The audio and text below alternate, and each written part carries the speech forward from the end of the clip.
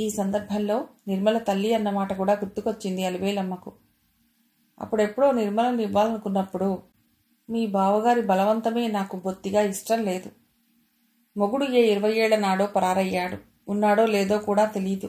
ముత్తైదు అలంకారంతో ముచ్చటగా తిరుగుతుందావిడ. ఉన్నాడో లేదో భగవంతుడికి తెలుసు. తెలియకపోతే ఆమెదేం తప్పు అంది తను. అది ఏమో అనుకున్నా, అతగాడు పచ్చి వ్యభిచారి, తాగుబోతు. అలాంటి వాడికి పుట్టిన బిడ్డలు సచ్చరిత్రులే అవుతారని గ్యారంటీ ఏముంది? ఆ తర్వాత ఏం జరిగినా బాధపడేది మనమే కదా. ఆమె మాటల్లో హితవు కంటే ఈర్ష్య ఎక్కువగా కనిపించింది తనకు. ఇంటికి మచ్చ తెచ్చినవాడు ఇప్పుడు లేడు. తాగుబోతూ వ్యభిచారి అయిన వాడి పిల్లలు బుద్ధిమంతులవుతారా అనుకుంటే, ఈ పిల్లల తాతగారు ఎంత నిష్ఠపరుడో, ఎంత గంభీర స్వభావుడో తమ ప్రాంతమంతా చెప్పుకుంటారు. అంతటి నిష్ఠాపరుడి కడుపున ఈ నికృష్టుడు ఎలా పుట్టాడో, అలాగే ఆ నికృష్టుడి కడుపున శీలవంతులు పుట్టరనేముంది? మొత్తానికి ఈ సంబంధం నచ్చింది అలివేలమ్మకు. అందుకని ఎందరూ ఎన్ని లోపాలను ఎత్తి చూపించినా సమర్థించుకుంటోంది. పైన అంతా చూసి కిందికి దిగేటప్పటికీ సుమతి కోసం అక్కడొక వ్యక్తి కాచుకుని ఉన్నాడు. ఏవో పుస్తకాలు అందుకుని సంతకాలు చేసిచ్చి వస్తూ అంది సుమతి. కోడలు రావాలి, నా కష్టాలు గట్టెక్కాలి. పిల్లలు పెద్దవాళ్ళు అయ్యారు కదా వదినా, ఈ వ్యవహారాలన్నీ వాళ్ళకి అప్పగిస్తే పోలా అంది అలివేలమ్మ. మా ఇంటి విద్య వ్యాపారం కాదండి. ఎప్పుడొచ్చాడో నంద వెనక నుండి అన్నాడు. అమ్మ పొద్దుపోక పెట్టుకున్న పని ఇది. అనుకున్నది కలిసి వస్తుంది కాబట్టి ఇంకా వ్యాపారం పెంచాలనుకుంటోంది. ఆ భారం రాబోయే కోడలికి పంచాలనుకుంటోంది. వెంటనే పోల్చుకుంది అలివేలమ్మ సుమతి రెండో కొడుకని. అతడికి జంటగా కూతుర్ని పోల్చుకుని కొద్దిగా అసంతృప్తికి లోనైందనే చెప్పాలామె. శశాంకకు అతడికి రంగులో ఆట్టే తేడా లేకపోయినా అతడంత దిట్టుబుగా కనిపించడు. బక్కపలిచగా సుకుమారంగా ఉన్నాడు. అతడు చదువుతున్నది డాక్టరీ అయినా మరో 1-2 ఏళ్లలో డాక్టర్ కాబోతున్నా అతడిలో ఆ లక్షణాలేవీ కనిపించవు. ఏటా పరీక్ష తప్పే అల్లరి కురతనం తప్ప. వినత మనస్సు 20 21 అయినా ఆ వయస్సుకు 2-3 ఏళ్లు పెద్దదిగానే కనిపిస్తుంది కానీ చిన్నదిగా కనిపించదు. శశాంకకు ఆ పిల్లకు 10 సంవత్సరాల తేడా అయినా ఈడు జోడు చూడముచ్చటగా కనిపిస్తుంది. ఇంట్లోకి వచ్చి టీ తయారు చేసి అందరికీ గ్లాసుల్లో పోసి అందించింది సుమతి. సాయంకాలం టీ ఇంకా శశాంక తీసుకోలేదు. మాస్టర్ గారికి నేను ఇస్తాను, ఇలా ఇవ్వండి. శశాంక గదిలోకి పోబోతున్న సుమతి చేతిలోని గ్లాస్ అందుకుని అటు కదిలింది వినత. మాస్టర్ గారా? బావగారను చిరునవ్వుతో అంది శశిరేఖమ్మ. నంద టీ తీసుకుంటూ అక్కడే చితికిలబడి వాళ్ల మాటల్లో మాట కలుపుతున్నాడు. అతడి కలుపుగోలుతనం మెచ్చుకుంటూనే, పిల్ల ఎలా ఉందో చెప్పవేమయ్యా అంది శశిరేఖమ్మ. తెల్లబోతూ తల్లివైపు చూశాడు నంద. గంభీరంగా ఉన్న ఆమె కళ్ళ నుండి ఏ సైగ అందిందో గాని మరుక్షణలో మామూలుగా మారి అన్నాడు నవ్వుతూ. పిల్లలానే ఉందండి. గడుగ్గాయ్ చిరుకోపంతో కసిరింది సుమతి. నిత్యం 10 సార్లైనా మీ ఇంటి మీదుగానే నా రాకపోకలు. వినతాకుమార్ని నేను చూడనే లేదనే అనుకున్నారా? ఏమంటే ఆమెనా కాదా అన్న సందేహం ఈరోజు తీరిపోయింది. ఓ, అందుకే అన్నగారిని పంపావన్నమాట. గంట తర్వాత సెలవు తీసుకుని బయలుదేరబోతుంటే, వదినా మీతో ఒక మాట, ఇలా వస్తారా అంటూ అలివేలమ్మను కొత్త ఇంటి వైపు తీసుకుపోయింది సుమతి. పావుగంట తర్వాత కానీ బయటికి రాలేదు వాళ్ళు. వచ్చాక ఇద్దరి మొహాలు ఇదివరకటిలా లేవు. సుమతి కంటతడి పెట్టిన గుర్తులు కనిపిస్తున్నాయి. అలివేలమ్మ మొహంలో ఇదివరకటి కళ తగ్గి కొద్దిగా మలినమైంది. తీరా బయలుదేరుతున్నప్పుడు కూడా, వదినా మాట ఇచ్చావు, మర్చిపోకేం అంది సుమతి. ఏం మాట? కుతూహలం ఆపుకోలేకపోయింది శశిరేఖమ్మ. అది వదినకు నాకు మధ్య ఉండవలసిందే గాని మరెవరికి చెప్పేది కాదు. అక్కగారి మాటతో చిన్నబుచ్చుకుంది శశిరేఖమ్మ. వాళ్ళని గేటు వరకు సాగనంపి ఇంట్లో కడుగు పెడుతూనే శశాంక ఎదుట నిలిచాడు. మళ్ళీ వాళ్ళు ఎందుకు వచ్చారమ్మా? నేనే చెప్పాను ఒకసారి రమ్మని. ఎందుకు? ఒకసారి ఆ పిల్లను చూడాలనిపించింది. అయితే ఈ సంబంధం కాదని వాళ్లకు చెప్పేలేదు. సుమతి మొహం పక్కకు తిప్పుకుని చెప్పలేదు అంది. చెప్పలేదా? గుండెల మీద నుండి తొలగిన పెద్ద గుండేదో తిరిగి వచ్చి యథాస్థానంలో తిష్టవేయబోతున్నట్లుగా విభ్రాంతితో భయంతో ప్రశ్నించాడు శశాంక. నువ్వెందుకు అంత భయపడుతున్నావురా? నీ ఉద్దేశం ఏమిటమ్మా? సీరియస్గా మారిపోతూ కొంచెం చిరాగ్గా అడిగాడు. ఆ పిల్ల నాకు మనస్ఫూర్తిగా నచ్చింది శశి. చిన్నవాడికి చేసుకుంటానన్న ఆశ అయితే లేదు. ఇహ ఏమైనా నువ్వే నా ఆశ తీర్చాలి. నీ చేతైనా ఆ పిల్ల పాణిగ్రహణం చేయించి నా కోడల్ని చేసుకోవాలని ముచ్చటపడుతున్నాన్రా శశి. నువ్వు ఆమెను అంచనా వేయటంలో పొరపడలేదన్నయ్యా. ఆమెను నేను దీక్షగా గమనించాను. ఎన్నో తెలిసినా, ఎంతో మాట్లాడగలిగినా ఎదుటివాళ్లు తమ తెలివితేటలు పూర్తిగా బోర్లించుకునే వరకు అమాయకంగా ఉండిపోవటం ఎంత గొప్ప సంగతి. నోరు కదపకుండానే ఎదుటివాళ్లను ఫూల్స్ చేయటం అన్నమాట. ఈ ఇంటికి పెద్ద కోడలిగా రాగల అర్హతలన్నీ ఆమెకున్నాయి. నువ్వు కాదనకన్నయ్యా. శశి, నాకు పెట్టిన హద్దులు కాస్త తగ్గించరా, నాతో సహకరించరా. నా నిర్ణయం ఏదో ఆనాడే చెప్పేశాను. నేనెవరి కంటికి కనిపించకుండా పారిపోవాలంటే ఇలాంటి కుట్రలు చేయండి. విసురుగా గదిలోకి వెళ్ళిపోయాడు శశాంక. ఎన్నడూ రాని విసుగు, కోపం వచ్చాయి కొడుకు మీద సుమతికి. గది ముందు నిలబడి అంది, ఎదుటి మనిషి నోరు మూయటానికి నీకు పెద్ద నోరు ఉండగానే సరిపోదు శశాంక. న్యాయం కూడా ఉండాలి తోడు. ఏమిటమ్మా నువ్వు చెప్పేది? తమ్ముడి కోసం నిశ్చయించిన పిల్లను నేను చేసుకోవటమా? ఎవరో చూడటం కాదు, నేను చూసొచ్చాను. నేనే నిశ్చయం చేశాను. ఇప్పుడు వరుడు అతడు కాదు, నేను అంటూ నన్ను ముందుకు నడవమంటున్నావా? ఆ అమ్మాయి నన్ను అపార్థం చేసుకోవటానికి అంతకంటే ఏం కావాలి? ఇంతకంటే పరిహాసాస్పదమైన విషయం ఏమైనా ఉంటుందా? ఇంతకంటే మాట తప్పడం బాగుండదు. విసురుగా వాడిగా మాట్లాడాడు శశాంక. కాబట్టి వాళ్లకు రేపే ఈ నిజం చెప్పే. ఒక్క మాట తప్పడం ఏమొచ్చే? అన్నీ తప్పు. తల్లి మాట కాదని ఆది నుండి అంతం వరకు నీ మొండిపట్టు మీదే నడుస్తున్నావు కదా. నీ పక్క ఏ ధర్మం ఉందో, ఏ న్యాయం ఉందో నీకే తెలియాలి. ఇంచుక ఉద్వేగ స్వరంతో అన్నాడు శశాంక. ఇవ్వడమే కానీ పుచ్చుకోవటం తెలియనంత వరకే బిడ్డలకు తల్లి తల్లిగా ఉంటుందమ్మా. నా పిల్లలే కదా అన్న స్వాతిశయంతో వాళ్ల నుండి నువ్వేదైతే ఆశిస్తావో అంతటితో నువ్వు పరాయిదానివైపోతావు. శశి, అదురుపాటుగా పిలిచింది సుమతి. ఇప్పటికి కూడా అమ్మ హృదయాన్ని పీడించే నిర్ణయం మీదే ఉండటం లేదే. వివాహం చేసుకుంటానంటున్నాను. నువ్వే పిల్లను చూసినా నీకెదురు చెప్పకుండా నీ ఆజ్ఞకు శిరస్సు వంచుతాను. ఈ పిల్లను మాత్రం కాదు. విసురుగా అక్కడి నుంచి వెళ్ళిపోయింది సుమతి. ఆ తర్వాత 2 రోజులకేమో ఓ చిన్న కుర్రవాడి చేత చీటీ ఒకటి వ్రాసి పంపింది వినత. ఏవైనా 2 నోవెల్స్ పంపండి, చదివి పంపిస్తాను అంటూ. ఎవ్వరినీ ఉద్దేశించి రాయబడలేదు. నేరుగా శశాంక గదిలోకి వచ్చి అతడి చేతిలో చీటీ ఉంచి మౌనంగా నిలబడ్డాడు.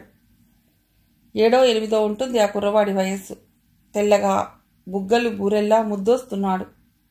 శశిరేఖమ్మ పోలికలు స్పష్టంగా కనిపిస్తున్నాయి వాడిలో. వాడి బుగ్గ మీద చిటిక వేసి అడిగాడు శశాంక. వినతని ఏమని పిలుస్తావు? అక్క. నిన్నేమని పిలుస్తారు? వేణు. మీ అక్కయ్య గారితో చెప్పు. మాస్టర్ గారి దగ్గర చాలా పుస్తకాలున్నాయట, నిన్నే వచ్చి చూసి కావలసినవి తీసుకెళ్లమన్నారు అని. వాడు తల పంకించాడు. ఏం చెప్తావు? వేణు ముద్దు ముద్దుగా కాస్త సిగ్గుపడిపోయి శశాంక మాటలు అప్పగించాడు. అలా చెప్పు వెళ్ళి. కుర్రవాడు రివ్వున పరిగెత్తిపోయాడు. 2-3 గంటల దాకా వినత కోసం నిరీక్షించాడు శశాంక. ఆమెను రమ్మనటానికి కారణం అక్కడ తానిచ్చిన మాట నిలబెట్టుకోలేని తన అసమర్థత వెల్లడించి క్షమాపణ కోరదామని. కానీ ఆమె రాలేదు. సుమధురమైన సంబంధాన్ని నెలకొల్పవలసిన వైవాహిక వ్యవస్థ ఈ వరకట్న పిశాచ వికృత హస్తంలో పడి కలుషితమైపోతున్నదండి. దంపతుల మధ్య ఉండవలసింది, ఒకరి నుండి ఒకరు ఆశించవలసింది ప్రేమ. మీ నాన్న పండక్కి ట్రాన్సిస్టర్ ఇవ్వలేదు, అలకపాన్పు మీద స్కూటర్ ఇవ్వలేదు, దీపావళికి టెర్లిన్ సూట్ పెట్టలేదు. ఇలా మొదలుపెట్టి వైవాహిక జీవితంలో తొలి అడుగు వేస్తూనే వాత పెడుతున్నాడు ఆధునిక పెనిమిటి. నా ఉద్దేశం ప్రకారం సంసారంలో ఎన్ని అడుగులు వేసినా ఒకరి మీద ఒకరికి ప్రేమ, విశ్వాసం, అభిమానం చెడకుండా కాపాడుకోవాలి. ఒకరి కోసం ఒకరం అన్నట్టుగా జీవించాలి. నిత్యం 1 గంట సేపు సాయంత్రం పూట లైబ్రరీలోనో పార్క్లోనో గడిపి రావటం అలవాటు శశాంకకు. ఆ వేళ 6 గంటల నుండి 7 వరకు లైబ్రరీలో ఉండి తిరిగి వచ్చేటప్పటికీ అతడి గదిలో వినత ఉపన్యాసం దంచుతోంది, ముందర నందును కూర్చోబెట్టుకుని. శశాంక లోనికి వెళ్లకుండా ద్వారబంధానికి భుజం చేర్చి నడ్డి మీద ఒక చెయ్యి వేసుకుని నిశ్శబ్దంగా నిలబడ్డాడు, కుతూహలంగా శ్రద్ధగా వినత వాగ్ధోరణిని ఆలకిస్తూ. ఎక్కడో మీలాంటి ఒకరిద్దరు యువకులు పిల్ల అందచందాలు సాంప్రదాయం చూసి కట్నం త్యాగం చేయటంలో మన దేశంలో ఆడపిల్ల బతుకులకు న్యాయం చేయబడదు. సంస్కార హృదయం ఉత్సాహం కలిగిన మీలాంటి యువకులు ఈ వరకట్న దురాచారం ఆపటానికి ఒక చక్కని ఉద్యమం లేవదీయాలి. గొప్పవాళ్లకు ఈ వరకట్నం తీసుకోవటం గౌరవప్రదమైతే మధ్యతరగతి వాళ్లు కొన్ని ఆర్థికమైన చిక్కుల నుండి రక్షించుకోవటం కోసం తీసుకుంటారు. ఎప్పుడో ఒకసారి వీళ్ళంతా ఈ వరకట్నం తీసుకోవటం హీనంగా అభివర్ణించిన వారే ఉంటారు. కానీ తెరగా డబ్బు వచ్చే పద్ధతి ఉండగా ఎవడి చేయి వెనక్కి తగ్గుతుంది చెప్పండి? అలా అనుకుని నిరాశపడ్డం కాదు. ఇలా అనుకుంటే రాజా రామ్మోహన్ రాయ్ సతీ సహగమనం మార్చగలిగేవాడా? వీరేశలింగం పంతులు గారు విధవా వివాహాలు జరిపించగలిగేవారా? విధవగా జీవించటం, విధవా వివాహాలు ఈనాడు మామూలైనా ఆనాడు ఆ ఆచారాలను మూఢ విశ్వాసాలను పడగొట్టడం ఎంత సాహసంతో కూడిన పని. పురుషుడి శక్తికి స్త్రీ ప్రోత్సాహం తోడైతే జరగందేముందండి వినతా కుమారి. సరే, ఓ శుభముహూర్తం ఏర్పాటు చేసుకుని ఒక చక్కని పథకం వేద్దాం. ఇందుకు అన్నగారిని సంప్రదించడం, వారి సలహాలను తీసుకోవటం కూడా బాగుంటుంది. మాస్టర్ గారికి ఇలాంటివి నచ్చుతాయా? భలే వారండి. కొన్ని సేవా సంస్థలతో, కొన్ని ఉద్యమాలతో ఆయనకు అజ్ఞాత సంబంధం ఉంది. నాకైనా చూచాయిగా తెలుసు. అప్పుడప్పుడు ఆయనకు వచ్చే ఉత్తరాల మీద ఫ్రమ్ అడ్రస్లను బట్టి. ఓ, మాస్టర్ గారు నిబురుగప్పిన నిప్పన్నమాట. కళ్ళు పెద్దవి చేసుకుని అంది వినత. ఓ అన్నయ్య! నందా, వినత ఒకేసారి చూశారు శశాంకను. అతడలా నిలబడ్డం బట్టి చాలాసేపు అయిందని తెలుస్తోంది. నెమ్మదిగా అడుగులు వేస్తూ వచ్చి కుర్చీలో కూర్చున్నాడు శశాంక. మొన్న రాలేదేం? రాలేదు నాంచినట్టుగా అంది. నేనన్నది రాలేదనే, ఎందుకని అడగటం. ఊరికనే, చెప్పలేని కారణం అన్నట్టుగా చూపులు తిప్పుకుంది. శశాంకకు చప్పున స్ఫురించింది ఆమె దూరంగా ఉండాలని. పుస్తకాలు ఇస్తారా? అందుకే వచ్చాను. సురగులోంచి తాళం చెవి తీసి డ్రాయర్ మీద వేశాడు. నీకు కావలసినవి తీసుకో. గోద్రేజీ బీరువా వైపు చూపాడు. ఒక్క క్షణం సంకోచంగా ఆగిపోయి శశాంక మొహంలోకి చూసింది వినత. అతడి కళ్లలో ఏం కనిపించిందో గాని తాళం చెవి అందుకుని లేచింది. ఎన్నాళ్లుగానో చదవాలనుకుంటున్న పుస్తకాలు రెండు ఎదుట కనిపించగానే చప్పున అవి ఇవతలికి తీసి తాళం వేసేసి తాళం చెవి తిరిగి డ్రాయర్ మీద ఉంచింది. చీకటి పడిపోయింది. ఇహ నేను వెళతాను. ఇది చదివి వరకట్నే సమస్య గురించి అర్థోక్తిలో ఆపి నవ్వాడు నంద. మరోసారి మాస్టర్ గారిని తీరుబాటుగా కూర్చోబెట్టుకుని, మీ యువతరం మాట్లాడేదంతా మాటలే. చేతులకొచ్చేటప్పటికీ ఎవ్వరూ కలిసి రారు. కంఠశోషగా ఏదేదో అంటారు. వీపు మలుపు తిప్పుతూనే మర్చిపోతారు. వీపు మలుపుతూనే మర్చిపోయే రకాన్ని కాదు మాస్టారు. మీరొక మార్గం చూపండి. నడుం కట్టి నడవకపోతే అప్పుడు అడగండి. యువత అంటున్నావు, నువ్వు అందులోకి రావా అన్నయ్యా? నీకు నాకు 5 ఏళ్ల తేడాయి అయినా నీకంటే 10 సంవత్సరాలైనా ముందుకు ఎదిగిపోయి ఉంటానురా. మీలా పైలా 25 హుషారు నాకెక్కడొస్తుంది? చిన్నగా నవ్వి మళ్ళీ అన్నాడు శశాంక. ఇప్పుడేమన్నావు వినత? నిజంగా నడుగు కట్టి నేను దూకమన్న చోట దూకుతావా? నేను పెళ్లాడమన్న వాణ్ణి పెళ్లాడతావా? అమ్మ లేకపోతే పెళ్లాడేదాన్ని. అమ్మకు కష్టం కలిగించే పని చేయలేను. పక్కపక్క నవ్వాడు శశాంక. ప్రతివాడికి ఇలాంటి అమ్మలు అభ్యంతరాలు ఉంటాయి వినత. అందుకే ఆదర్శాల వేడి ఆచరణలోకి వచ్చేటప్పటికి చల్లారిపోతూ ఉంటుంది. ఏ కాస్తో కూస్తో సంస్కారమున్న యువకుడైనా కట్నం లేకుండా అమ్మాయిని చూసే చేసుకోవాలనుకుంటాడు. కానీ అతడి వెనుక బంధువులు, గృహ సమస్యలు అతడి ఇష్టారాజ్యంగా తిరగనివ్వవు. అలాగే అమ్మాయి వరకట్నం లేని ఆదర్శ వివాహమే చేసుకోవాలని కలలుగంటుంది. ఏ అన్యకులస్తున్నో ప్రేమించి ఈ వరకట్నం బాధ నుండి తప్పించుకుందామంటే శాపనార్థాలు పెట్టే తండ్రుల ధాటికి, కన్నీళ్లు కురిపించే అమ్మల కన్నీటికి తట్టుకోలేక వరకట్నం పోసి తెచ్చే వరుణ్ణే చేపట్టవలసి వస్తుంది. ముఖ్యంగా ఈ వరకట్న దురాచారం మాసిపోవాలంటే ఎక్కువగా జరగవలసింది కులాంతర ప్రేమ వివాహాలు. ఇందుకు మన ఇళ్లల్లో ఆడపిల్లలు ఎందరూ సాహసించగలరో నువ్వే చెప్పు. ఇంచుమించు ప్రతి ఆడపిల్లకు నీలాంటి ఇబ్బందులే ఉంటాయి మరి. హఠాత్తుగా మాట మధ్యలోనే లేచింది వినత. మరోసారి వస్తాను మాస్టారు. రాత్రి చాలా అయింది. ఇంట్లో నా కోసం ఎదురు చూస్తుంటారేమో. మీ అమ్మగారు వెళ్ళిపోయారా? మొన్ననే వెళ్ళిపోయింది. పట్నం గాలి అలవాటై పల్లెటూళ్ళలో పొద్దుపోదని భయంతో ఉండిపోయాను గాని ఈ వారం 10 రోజుల్లో వెళ్ళిపోతాను. పాపం అమ్మ ఒక్కత్తి. తిరిగి కాలేజీలు ఎప్పుడు తెరిస్తే అప్పుడు రావాల్సి వస్తుంది. వినత బయటికి వచ్చింది. వరండా చివరి కింది మెట్టు మీద కాలుంచి మోకాటి మీద పుస్తకం పెట్టుకుని రామకోటి రాస్తోంది సుమతి. వినత రాకముందు నుండి అక్కడే కూర్చుని రాస్తోంది ఏకాగ్రంగా. వినత వచ్చినప్పుడు ఎక్కువగా పలకరించలేదు, వెడుతున్నప్పుడు పలకరించలేదామె. చీకటి పడింది. ఇంటి వరకు పంపించిరా నందకిషోర్ అని మాత్రం అంది రాసుకుంటూనే. అక్కర్లేదండి, లైట్లున్నాయి కదా, ఎంత దూరం అని. కానీ నంద ఆమెను అనుసరించి వచ్చి గేట్ దగ్గర ఆగిపోయాడు. ఏకాంతంగా మనం 1 గంట సేపు ఎక్కడైనా మాట్లాడుకునే అవకాశం ఉంటుందంటారా వినతకుమారి? చాలా ఆత్రంగా అడిగాడు నంద. దీర్ఘంగా చూసింది అతడి మొహంలోకి వినత. చిరకాల పరిచితుల్లా ఎంతో క్లోజ్గా మాట్లాడగలిగిన ఆమె అతడి అభ్యర్థనకు తుళ్ళిపడ్డట్టయింది. వాళ్ళు నిలబడ్డ చోటుకి వీధి దీపం వెలుతురు పడుతున్న ఆమె మొహంలో కనిపిస్తున్నది రాగరంజితమో అనుమాన ఛాయలో స్పష్టంగా చూడలేకపోయాడు నందు. సారీ, మీరు మరోలా అనుకోకండి, మీతో ఒక సంగతి గురించి మాట్లాడాలి. ఏమిటి? భయం దోబూచులాడే కంఠంతో ప్రశ్నించింది వినత.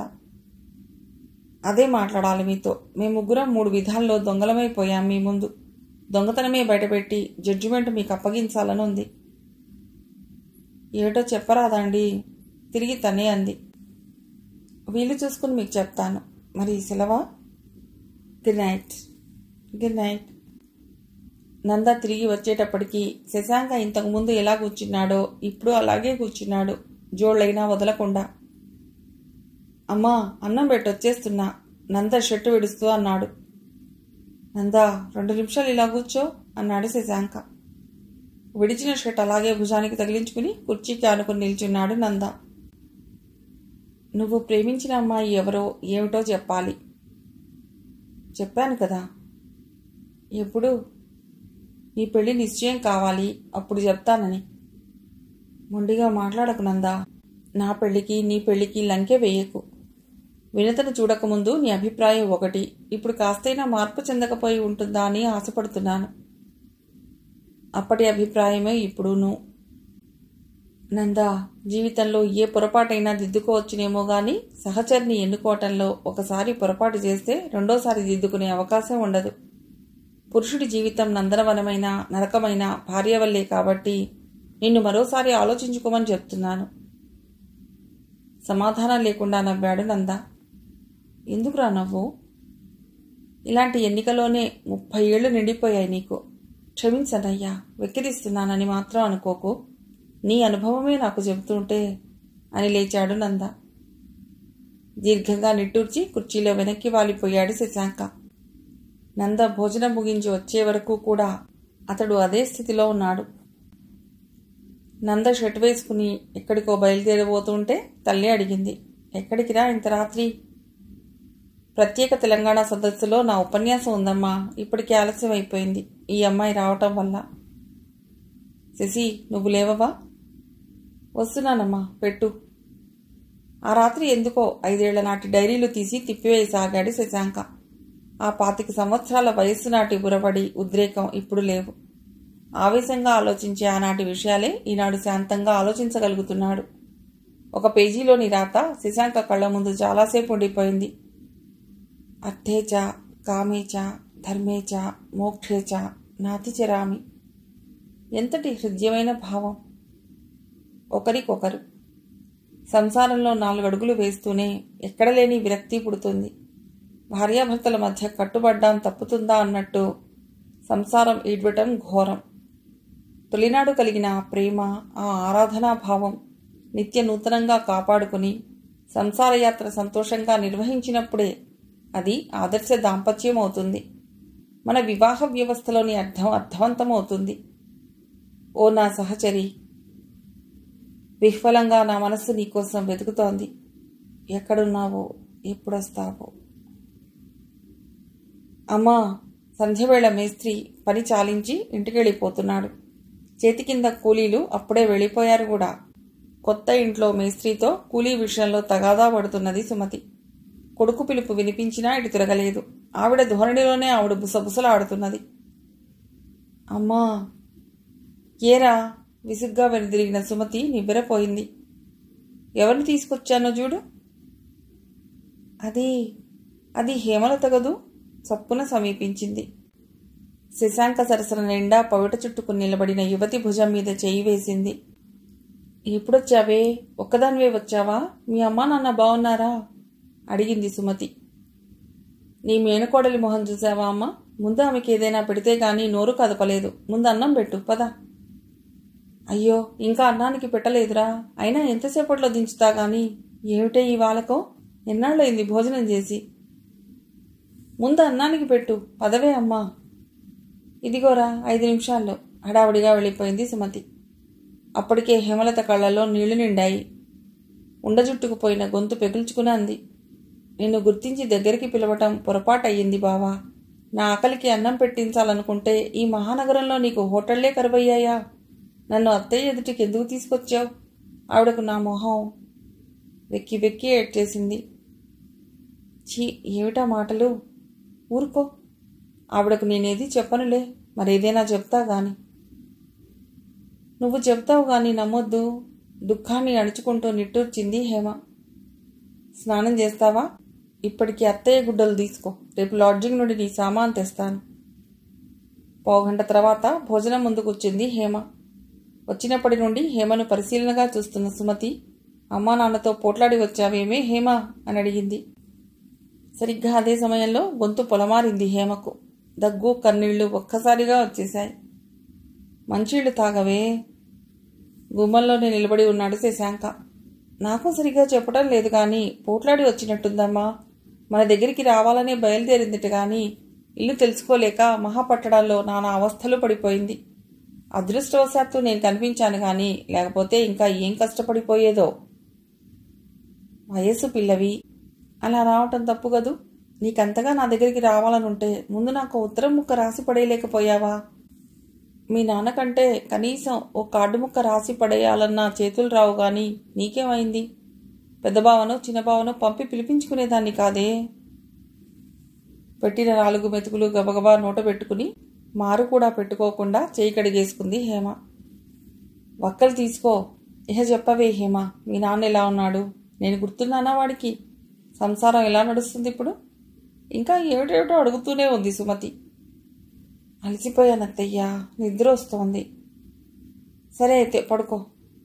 ఆ రాత్రి అందరూ పడుకున్నా సుమతికి మాత్రం చిన్న కునుకైనా రాలేదు. ఆవిడ మనస్సంతా పుట్టింటి చుట్టే తిరుగుతోంది. అన్నీ సక్రమంగా ఉంటే హేమ తన కోడలయ్యేది. ఆడపిల్ల ఉన్నవాడైనా తమ్ముడు తాపత్రయపడలేదే. ఎంత రాతి బండలా మారిపోయాడు వాడు. సుమతి తమ్ముణ్ణి చూసి 15 ఏళ్ళు అవుతోంది. దాదాపుగా తెగిపోయిందనుకున్న బంధం మేనకోడలి రాకతో మళ్లీ పెనవేసుకుపోతుందా? నందగోపాలరావుకు సుమతి, జగన్నాథరావు ఇద్దరే సంతానం. 2 చేతులా సంపాదిస్తున్నాడు గదా అన్న ధీమాతో తాహతకు మించిన ఖర్చు చేసి సుమతి వివాహం చేశాడు. సుమతి పెళ్లైన ఏడే ఆమె తల్లి చనిపోయింది.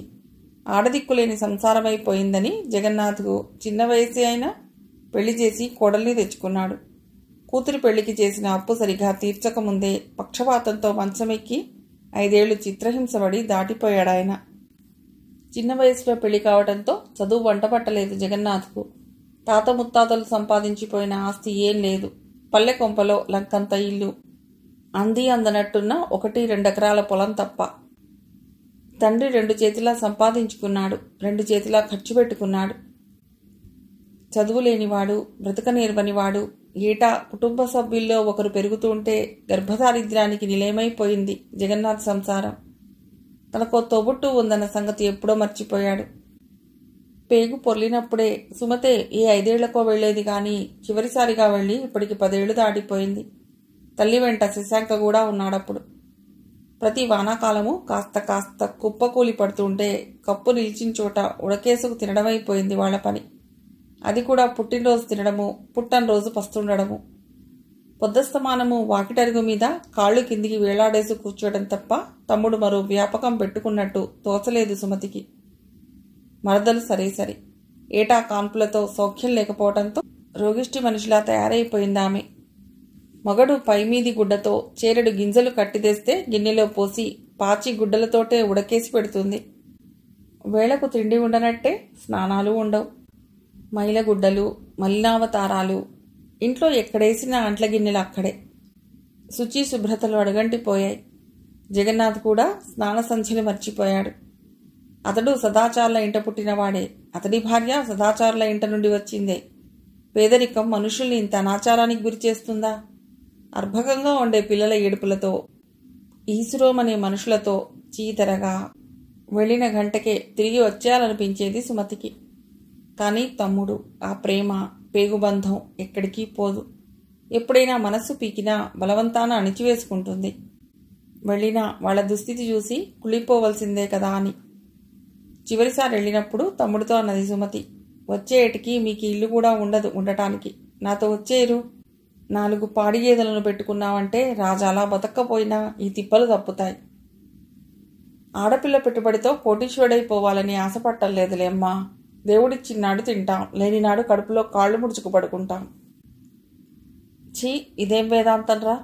వసే జయలక్ష్మి, నీకైనా తెలివిలేదేమే? పెళ్లి కావలసిన ఆడపిల్లలు, చదువుకోవలసిన మగపిల్లలు కడుపు నిండా కన్నావు. బిచ్చపు పోరల కన్నా అన్యాయం చేస్తున్నావు వాళ్ళను. దేవుడు వాళ్ళ రాతలను వాళ్ళ వెనకే రాసి పంపాడు దినా. రేపిలాగా అన్న ఆలోచన తప్ప మేము ఇవేవీ ఆలోచించలేం.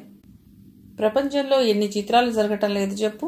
నా పిల్లల్లో ఎవడు భిక్షాధికారి అవునో, ఎవడు లక్షాధికారి అవునో మనం ముందుగా అనుకుని ఏమైనా చేయగలమా? ఆ మొండి బతుకులకి వేదాంతం తోడు చేసుకోకపోతే వాళ్ళు రోజులెలా నెట్టివేయగలరు? కానీ సుమతి మండిపడింది.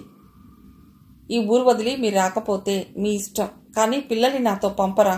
వాళ్లకు నా చేతనైనంత మట్టుకు విద్యాబుద్ధులు చెప్పిస్తాను. నా తమ్ముడి కుటుంబానికి ఈ మాత్రమైనా చేశానన్న తృప్తి నాకు ఉంచు.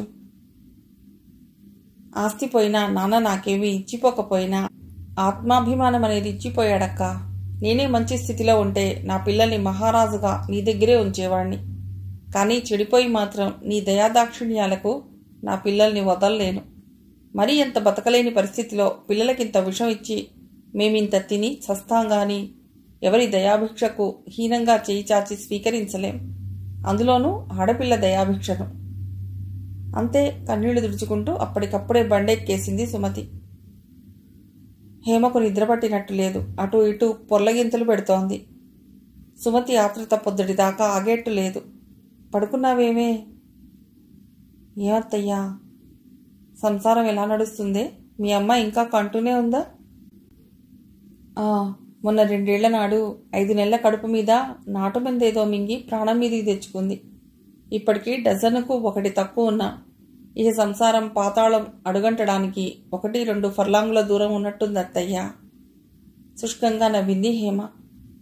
పెద్ద తమ్ముడు ఇంజన్ల పని నేర్చుకున్నాడు. బాగానే ఉంది వాడి సంపాదన. కానీ నయా పైసా ఇవ్వడు ఇంట్లో.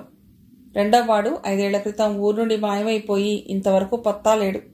అయినా వాడి కోసం వెతికించింది ఎప్పుడు గాని. వాడెక్కడో కోటీశ్వరుడై తిరిగి వస్తాడని అమ్మ తనను ఓదార్చుకుంటుంది. తక్కిన వాళ్ళు ఊర కుక్కల్లా ఊర మీద పడి తిరగడం తప్ప మరో వ్యాపకం లేదు. సుమతి గుండెల్లో దుఃఖపు తరగలు మొదలయ్యాయి. మొహం బరువెక్కింది. బొంగురు స్వరంతో ప్రశ్నించింది, మీ నాన్న ఎలా ఉన్నాడు? ఆరోగ్యంగా తిరుగుతున్నాడా? దుక్కలా ఉండేవాళ్లు ఒక్క క్షణంలో ఎగిరిపోతారత్తయ్యా. కానీ ఆ అస్థిపంజరంలో ఆత్మ ఎంత గట్టిదో మరి.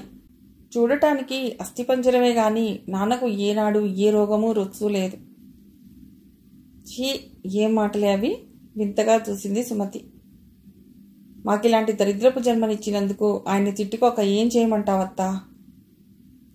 నీ వయసు ఎంతే ఇప్పుడు? 22. పెళ్ళైతే 4 పిల్లల తల్లివైపోయేదానివి నిట్టూర్చింది సుమతి. నీ పెళ్లి ఆలోచన ఏమైనా ఉందా మీ అమ్మా నాన్నకు? అమ్మా నాన్నకు నా పెళ్లి ఆలోచన. నిర్వేదంగా నవ్వి, నిద్రొస్తుందత్తా అంటూ అటు తిరిగి పడుకుంది హేమ. అంతా సక్రమంగా ఉంటే ఇది నా చిన్న కోడలయ్యేది అనుకుంది సుమతి. మసిగుడ్డలో మాణిక్యాన్ని కట్టినట్టుగా ఆ గర్భధరిద్రులకు మాణిక్యాల్లాంటి పిల్లల్నిచ్చాడు దేవుడు. సరిగ్గా పోషణ లేకపోయినా, ఒంటి మీద మంచి గుడ్డలు లేకపోయినా తెల్లగా తీరైన మొహాలు కలిగిన చక్కటి కళపుట్టుకలు. ఇన్నాళ్ళకి ఇలా కనిపించిన మేనకోడల్ని చూస్తుంటే పేదరికం మాలిన్యమేది ఆ పిల్లకు అంటినట్టు కనిపించదు. సన్నగా రివటలా ఎదిగిపోయింది. చిన్న పెదవులు, కళ్ళు చక్రాల్లా చురుగ్గా ఉంటాయి. పసుపు రాసుకుని కడిగేసుకున్నట్లుగా పచ్చగా మెరిసిపోతుంటుంది. ఏ దొరల ఇంటి కోడలో కాదగిన సౌందర్యం ఆ పిల్లది. ఇన్నాళ్లకు ఆ పిల్ల నా ఇల్లు వెతుకుతూ వస్తే ఈ ఇంట శాశ్వత స్థానం కల్పించగల అధికారంలో లేకపోయాను. నా 2 కొడుకులు నా చేతులు దాటిపోయారు అనుకుంది తపనగా. ఇంతకీ ఇదెందుకు పారిపోయి వచ్చిందో చూడబోతే ఇంట్లో చెప్పకుండా వచ్చేసినట్టుంది అనుకుంది. ఏ అర్ధరాత్రికో కునుకు పట్టిన సుమతికి వెక్కి వెక్కి ఏడుస్తున్న సవ్వడికి మెళుకు వచ్చేసింది. ఛీ, ఏమిటిది హేమ, లోపలికొచ్చి. పక్క మీద కదలకుండా గుమ్మం కేసి చూసింది సుమతి. గుమ్మంలో నిలబడిన శశాంక గుమ్మం దాటిన హేమ చేయబట్టి లోపలికి లాగుతున్నాడు. నీ కాళ్ళు పట్టుకుంటాను బావా, నన్ను వదిలే. ఎక్కడికెడతావు చెప్పు. ఏమో నాకే తెలియదు, కానీ ఇక్కడ మాత్రం ఉండలేను. తమ్ముడి కుటుంబం పేదరికంలో మగ్గిపోతున్నదని మాత్రమే అనుకుంటోంది అత్తయ్య. ఆమె అలాగే అనుకోని. ఆ ఇంట ఇలాంటి అప్రతిష్ట పనులు కూడా జరుగుతున్నాయని తెలిస్తే ఆమె ఎంత నొచ్చుకుంటుందో. ఆమెకి ఏ సంగతి తెలియకముందే నన్ను పోని. దయచేసి నన్ను వదిలిపెట్టు బావా. బావురు మంది దోసిల్లో మొహం దాచేసుకుని. మిగిలిన కథ తర్వాతి భాగంలో.